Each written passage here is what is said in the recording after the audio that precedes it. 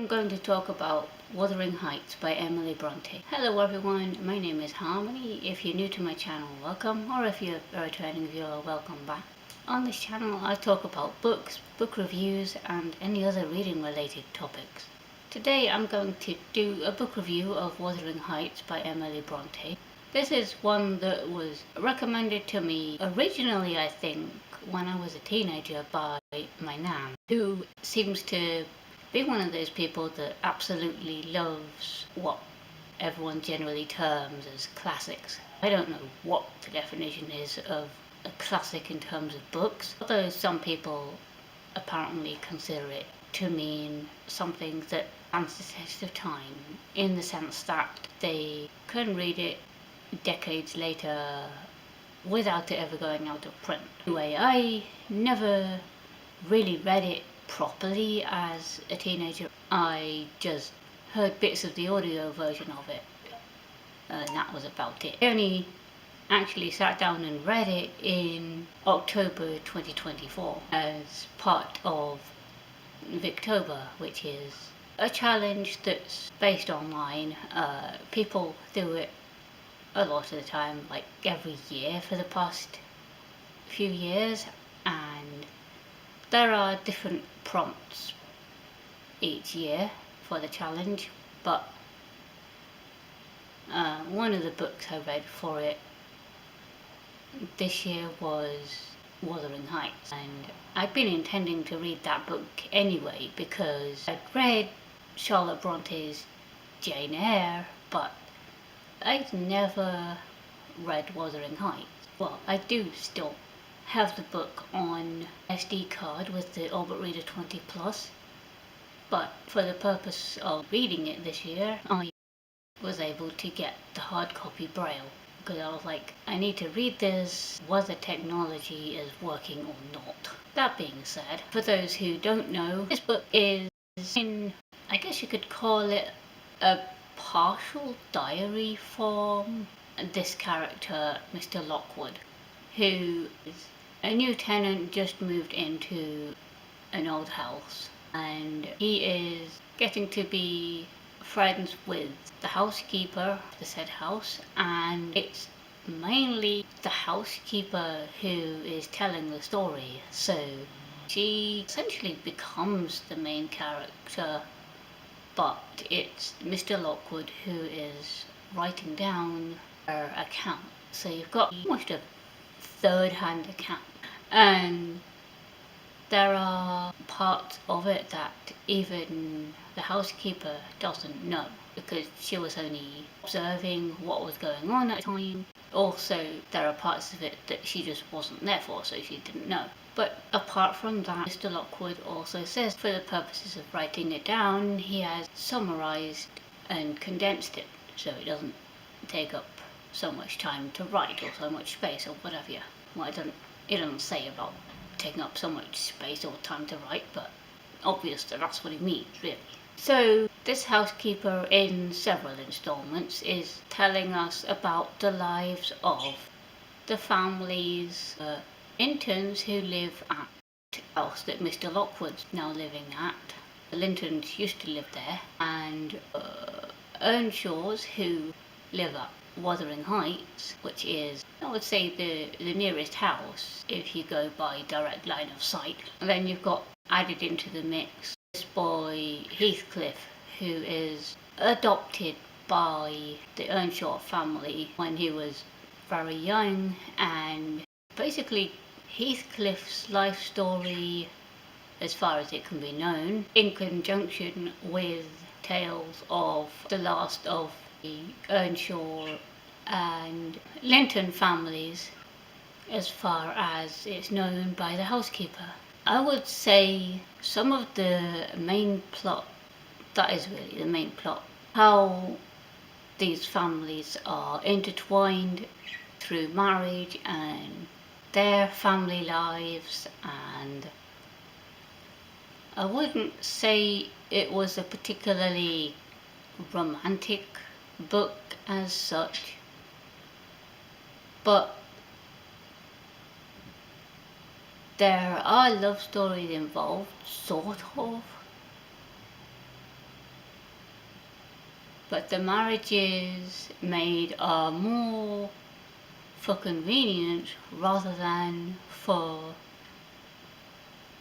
the people that they genuinely have any kind of feeling for, as it were.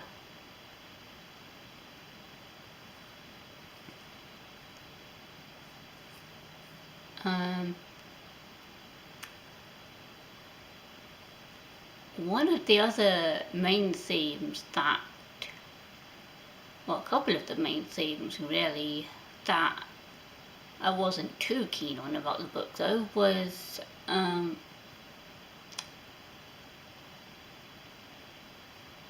there is a fair amount of violence, which is quite unnecessary, but there is also a lot of revenge, mainly by this Heathcliff character.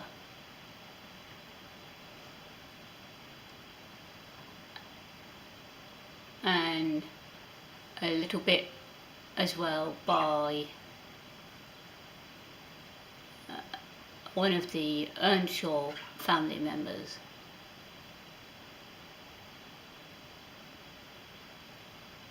Yeah, both of those are quite revengeful, angry kind of characters.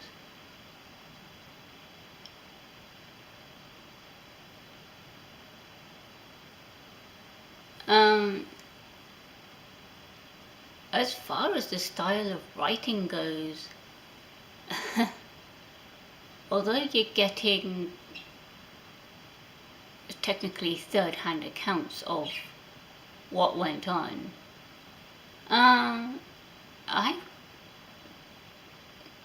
prefer Emily Bronte's style of writing as opposed to Charlotte's.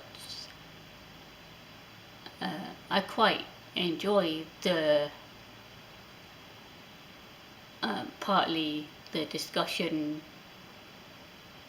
and the retelling type situations in Wuthering Heights, and I don't know, there's something about Emily's writing that just gets more to the point. And if you look at Charlotte's book Jane Eyre, that takes twice as long. I know they're two completely different books, but still, it's like, yeah, twice as long. The edition of the book that I have, for some reason, it's the version of Wuthering Heights that has a load of notes in it. And I don't know why it has a bunch of notes. But apparently Charlotte Bronte, after Emily's passing away, went through and added a load of notes before having it re-released, which I don't understand why. And I don't tend to read notes at the end because I'm more interested in the actual original text of the book.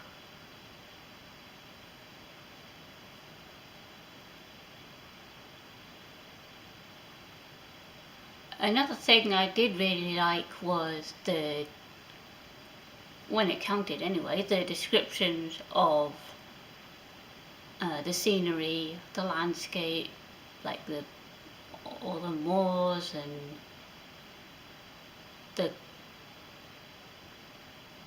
the weather at the various times, and you can just picture it in a way.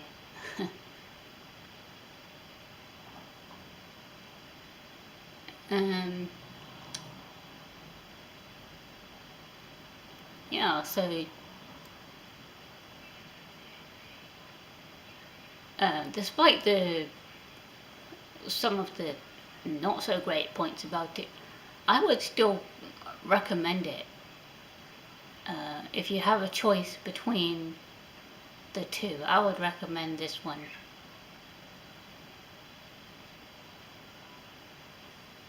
And